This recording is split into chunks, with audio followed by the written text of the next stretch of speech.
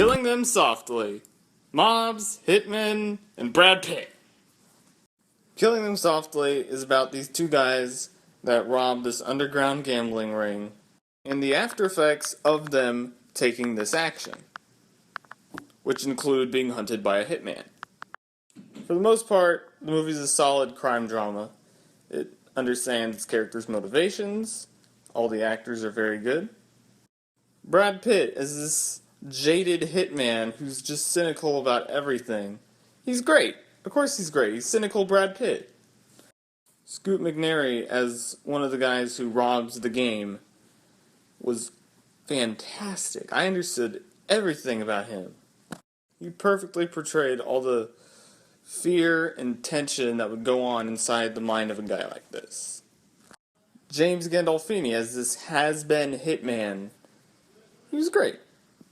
He's James Gandolfini. He was great. Now, for the most part, the movie's very well directed. There were scenes where I was on the edge of my seat wondering what is going to happen here. Because I just had no idea. They use these visual techniques that make you go, is something going to happen here? And it really works when it works. Now, the movie does have some problems. One of those is delivering their message. They keep intercutting the movie with this economic talk between Bush and Obama and all this weird stuff. The idea is that everyone is doing what they're doing because of the economy, which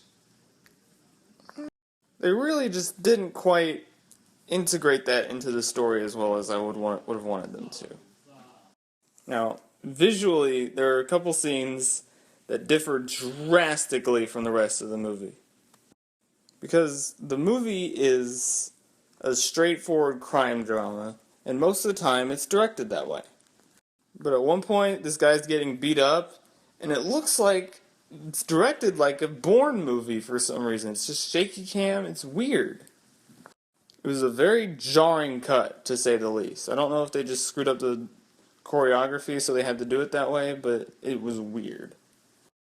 And then there was another scene where a guy gets shot, and it goes all slow motion, Zack Snyder style, everything's all detailed, and whoosh. I remember thinking to myself, what? Because this is a gritty crime drama. You don't have something like that in a gritty crime drama. Just a couple of visual inconsistencies that just did not quite work for me. Now, one of the strongest points of this movie is the dialogue. It all flows very well. The scene begins and ends very naturally, and it all feels just right. Killing Them Softly is, for the most part, a very well-made crime drama, except for a couple of visual inconsistencies, and a somewhat less than subtle message. I'm gonna give Killing Them Softly a B.